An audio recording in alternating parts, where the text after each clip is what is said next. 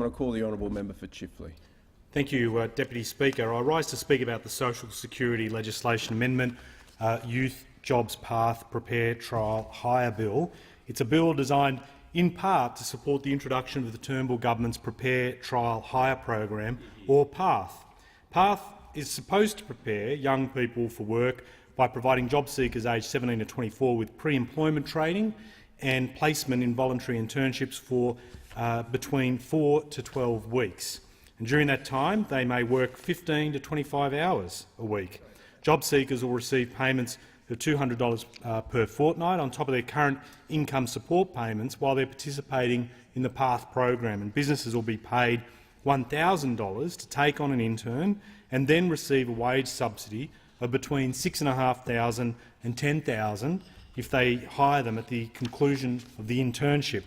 Now, this bill will give the government the ability to do two things that will help get PATH off the ground. First, a provision will be inserted in the Social Security Act and the Veterans Entitlements Act so the $200 payment interns receive isn't counted as income for Social Security or veteran entitlement purposes. And secondly, it will amend the Social Security Act to allow young people to suspend their payments if they're employed.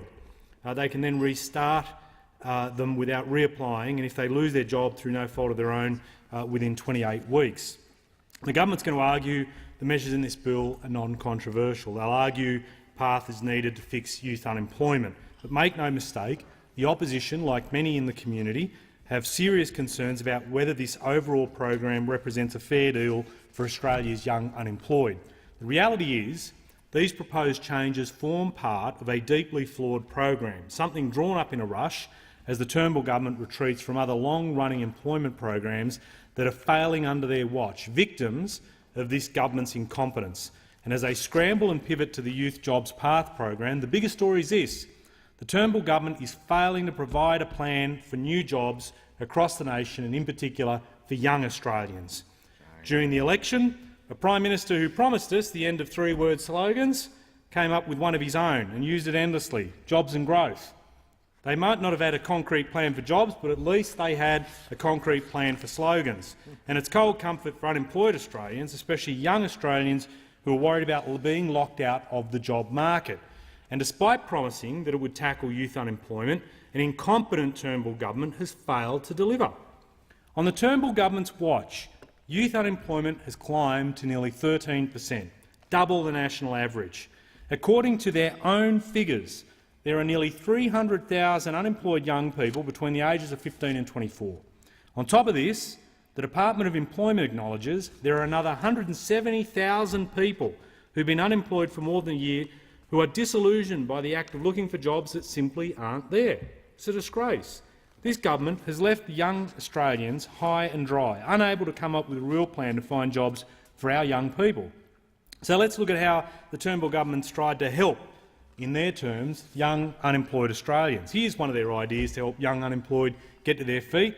They made them potentially wait 1 month before they could access income support, some help. And then here's another: pushing young unemployed onto the Work for the Dole program, where 90% of the participants aren't in a full-time job 3 months after finishing the program. Only 9,460 people managed to get a full-time job through Work for the Dole, a shade over 9,000. And while it's great those 9,000 found full-time work at a cost of $28,000 per person, there are 78,000 others that need the Turnbull government to get its act together, improve the program and help those young people get into full-time work. Overall, around $300 million was shifted into this program in the last financial year. And yet, again, this government can't get nearly 90% of the Work for the Dole participants into full-time work. And when quizzed about the performance of this program, Work for the Dole, what was the response of the government? At last month's Senate estimates, the Secretary of the Department of Employment said that, and I quote, "The purpose of Work for the Dole is not necessarily to lead to full-time job." What a jaw-dropper. I just want to repeat that. This is what the department, the government's own department, said about Work for the Dole. The purpose of Work for the Dole is not necessarily to lead directly to a full-time job. Now, with an attitude like that, it's no wonder this program's floundering. Make no mistake, because of the incompetence of this government, that program is failing, and badly. It's one of a range of measures that are supposed to get people into work, yet this government's turned it into an expensive failure. And what's been the response of the Turnbull government to this failure? You'd think they'd focus on fixing the flaws, getting the program, which has run successfully, I might add, under both coalition and Labor governments, back on its feet. Not a chance. Instead, it's rushed in this program that's the subject of this legislation, PaTH, a poorly considered attempt to divert attention from a failing Work for the Dole program. And it's taken millions out of Work for the Dole and just shifted it over to PaTH to the tune of nearly $800 million, 752 to be precise.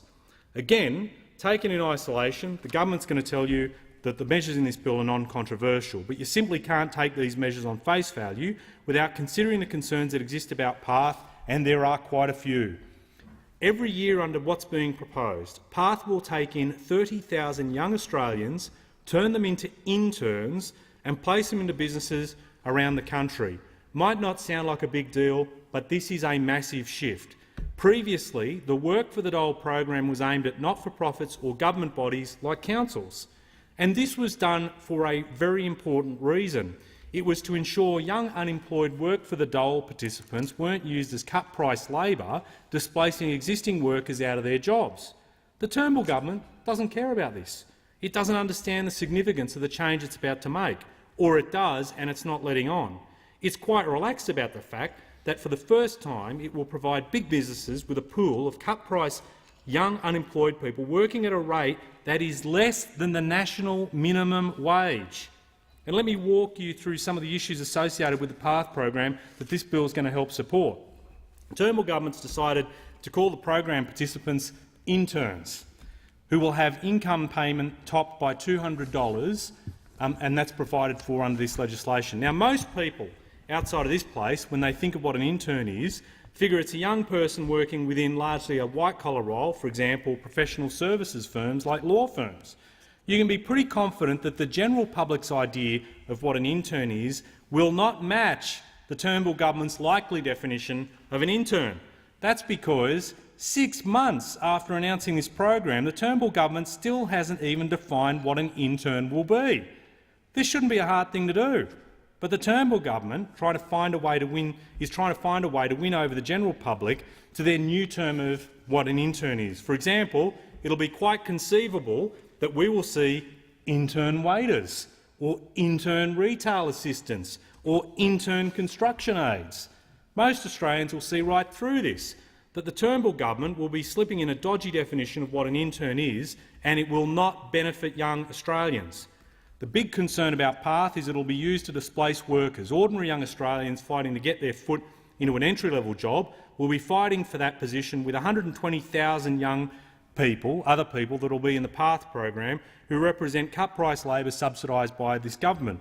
Remember, this program isn't attempting to create jobs. It's creating an incentive for business to take government-funded job seekers. Here's another grey area. What will these interns, undefined, actually do while they're in the workplace? We still don't know if they'll simply be observing what's going on, or will they be expected to perform as intern waiters or intern retail assistants? Again, no detail from this government. How will workplace standards be monitored and audited across the 30,000 internships? And what is the standard of supervision required for an internship to go ahead?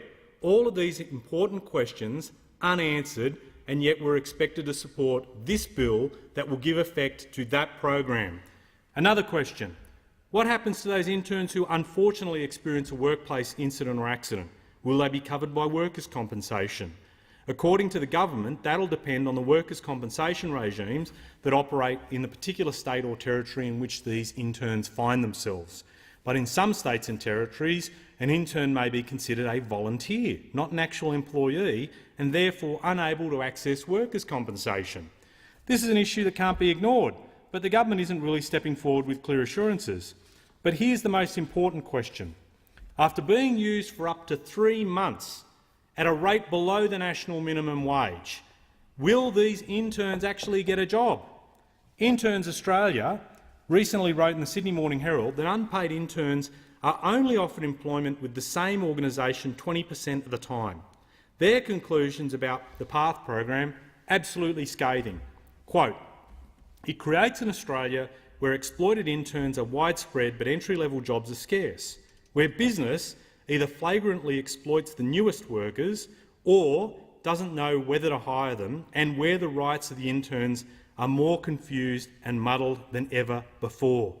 Now, PaTH interns were supposed to be placed into businesses where there was a, quote, "real vacancy." That's the way it was described when this program was announced and what this legislation supports.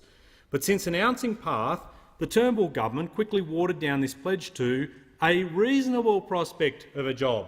It went from real vacancy to reasonable prospect. Again, not a small issue, because there is a concern that PaTH could cause wage deflation across entry-level positions as businesses use interns instead of hiring someone full-time. Alternatively, there's a concern that young Australians participating in PaTH could be used and discarded every 4 to 12 weeks. There is little in the way of testing or sanction for employers that might churn through PaTH participants after the engagement with an intern concludes. The review and monitoring process that will supposedly stop churn from happening is laughably thin. Something along the lines of "trust us, it'll be fine," which is not good enough when it comes to setting up Australia's next generation of workers. How will the government's "trust us, it'll be fine" checks and balances be implemented?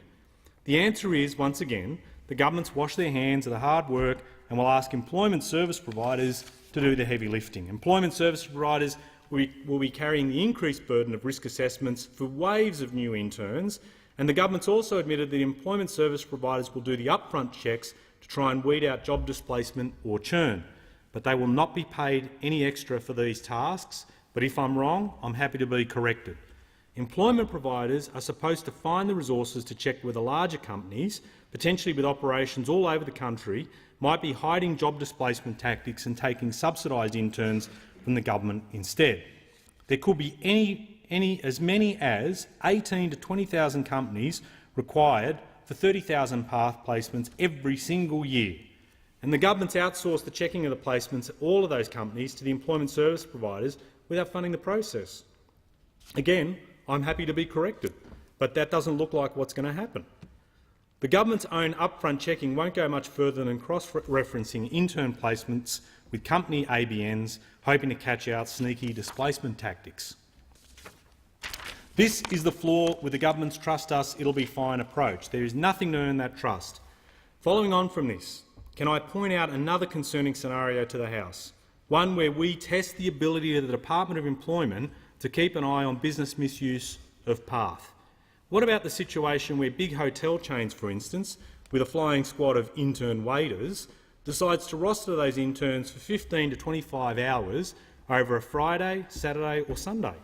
Now, would it simply be a coincidence, a sheer coincidence, that the usual penalty rates that would apply to an existing employee wouldn't apply to those interns? It's not a coincidence.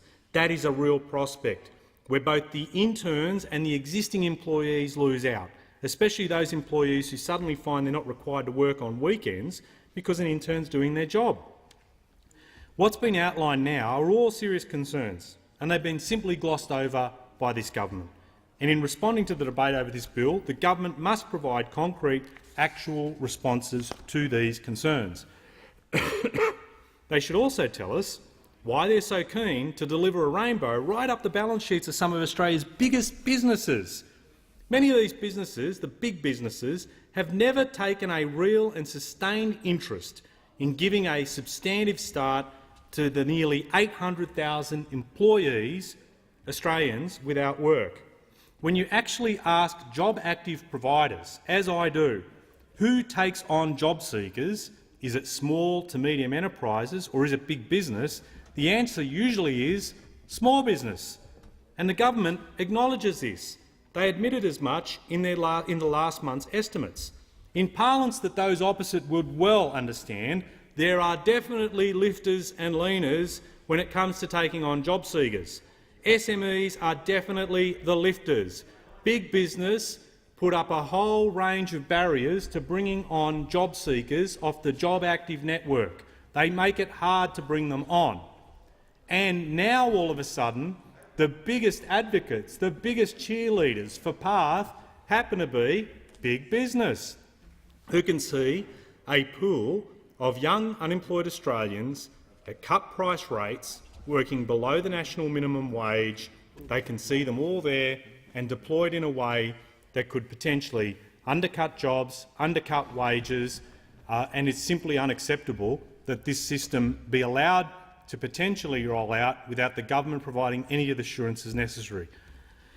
The opposition is very concerned about the potential for young job seekers to be exploited and whether this program could undermine workplace standards. Given all these concerns, the opposition will refer this legislation to a Senate committee inquiry for further consideration.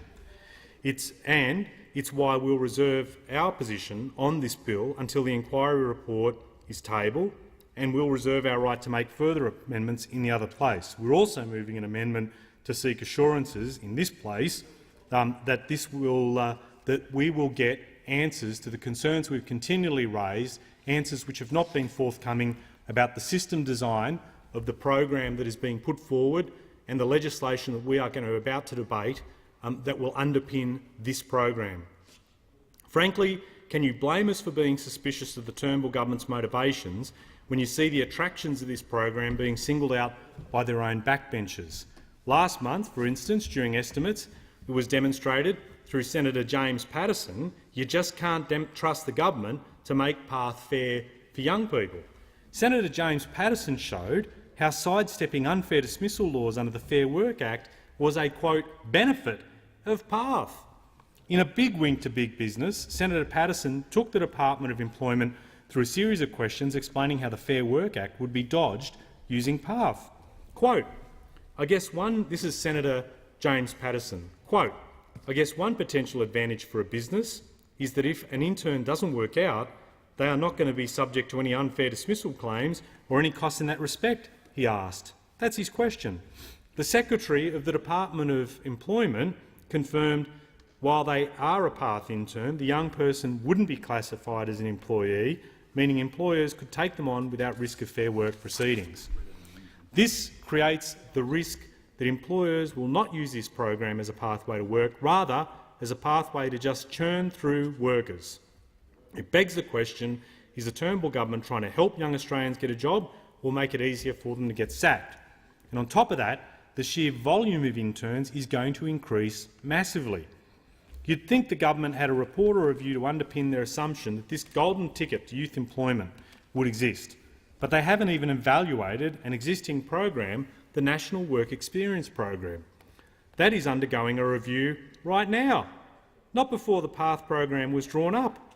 After that sort of rigorous evidence-based approach, the government's decided to take the current program, which places between 3,000 to 6,000 people a year at best guess, and ramp it up to the 30,000 per year Youth Jobs PaTH program. Now, there's another program with PaTH. I touched on this earlier, and it relates to safety. Now, the safety and risk processes used in the failing Work for the Dole program are apparently going to be copied across the PaTH program. Now, unfortunately, in April this year, a young participant in the Work for the Dole program suffered a fatality while on a placement in Toowoomba. The department has since handed a finished report into their management of Work for the Dole to Minister Cash and to determine whether or not people who provide the Work for the Dole program are meeting the expectations on workplace health and safety as enunciated under the deed. Now, the government hasn't said what changes have been made to the Work for the Dole program or how it monitors safety in the program since the report was completed. We've had a fatality, and we haven't had the government say what changes have been made as a result of their own internal investigation. I have been very grateful for the 2 meetings that I've had with this government and its representatives and the department over this internal review. However, I have asked them repeatedly, when are you releasing that report? They indicate that they're waiting for the outcome of a workplace safety regulator incident report that has been conducted in Queensland before they release their report. But frankly, given that these are looking at different matters insofar as the internal government report is looking at the way that the deed and the way that people who are undertaking work for the dole programs for the government are adhering to the expectations of the deed. This report should be released, and it should be released in consideration of what's going to happen under PaTH, given that there is going to be parallels between the workplace safety arrangements under both the Work for the Dole program and PaTH. The government has admitted that the safety monitoring, as I said, and standards in PaTH will be modelled on the Work for the Dole program. The government wants 120,000 young people to trust that their workplace health and safety will be protected under this program. If they want that trust to be earned, they should release the report into this fatality and demonstrate what tangible differences and changes are being made to workplace health and safety under the programs they run. It goes back to the fundamental issue of workers' compensation. The government won't say how interns who will be supported under this legislation will be covered should an accident or death occur under the PaTH program. It isn't good enough for a government program to not have that spelled out, and you can't make workplace safety in a program you devised and make it that it's someone else's problem. So ultimately, as we have had concerns about the way in which the Turnbull government is failing young Australians in finding them work through the programs that they've set up, we remain concerned about whether or not PaTH will actually deliver. Their employment policies and results show that the government doesn't know how to address changes in Australia's labour market. In fact, a new report from Anglicare, Positions Vacant When the Jobs Aren't There, showed there is only one job advertised for every 6 low-skilled job seekers in Australia. The report warned that low-skilled workers are increasingly excluded from the workforce, and now under PaTH, government subsidised interns could be competing for similar roles. A staggering figure from the report was that in May this year, nearly 140,000 people competed for roughly 22,000 entry-level jobs advertised across Australia. It's proof the Turnbull government's failing to create new jobs. And under the Turnbull government, employment conditions have deteriorated to the point where they're worse than any time since the peak of the GFC. In fact, things are worse than that. Underemployment in the August 2016 quarter was 8.7%. The Macro Division of Treasury said that was the highest result since a series of data began way back in 1978. Another change hindering the young people targeted by PaTH getting into work is that more people are staying in work longer than ever before, which means the Turnbull government's got to increase the pie, not just send young people off to compete for jobs that just aren't available. In 1992, for instance, fewer than 1 in 10 people in the workforce were over 55, and today it's 1 in 6. This is going to become a bigger issue as people live longer and stay in the workforce longer. There are fewer openings for younger people to get their foot into the workplace. The government should be focusing on creating jobs and training people for the type of jobs that are coming down the pipeline instead of erecting flawed programs that could displace jobs and depress wages. Again, our big concerns about this program and what this legislation will enable is that it will potentially create 30,000 interns a year, interns whose role hasn't been defined, who could potentially displace people out of work or lead to falling wages at a time where wages growth is at its lowest on record, where the safety of those interns has not been guaranteed, where there have been some people that have suggested within government ranks that this will be an ideal way to circumvent unfair dismissal protections, and where, in the case of some businesses, the ones that are doing the work of helping out in taking on more job seekers, the ones that are helping out will not be prioritised above bigger businesses who have failed to do the hard yards in providing work for the 800,000 or so that are seeking work, that are going through the government's own Job Active network and are not being helped out by big business. But big business, without helping the unemployed, wants to help itself to a cut-price pool of young labour to be able to, as I said before, potentially displace jobs and displace wages. These are serious concerns. PaTH, with so many flaws at the heart of the program design, is unlikely to help young job seekers overcome these significant employment market barriers. And it's another flawed policy from a government without a jobs plan that is running from some of the failed programs it's got under its watch and trying to put up new programs with some of these barriers to them. And this is why we've moved a second reading amendment to basically get assurances out of this government for things that we've been asking for ages.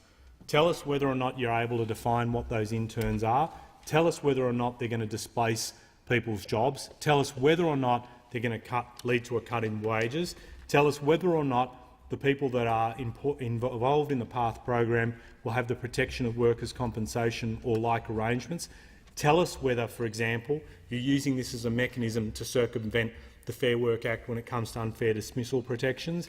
Tell us whether or not you are going to be fair income in making sure that big business finally does what a lot of us expect, and that is to start basically providing jobs for those people that are currently without work and are left to be dependent on government programs like Work for the Dole that in some cases 90%, nearly 90% of the people that go through the program are without full-time work 3 months after they've gone through the program, a program which then the government says, through its department, isn't there to provide work for people, which is simply staggering. We expect better. Young Australians expect better, and we expect answers from the government. It has been taking 6 months to get those answers, and we've gotten nowhere.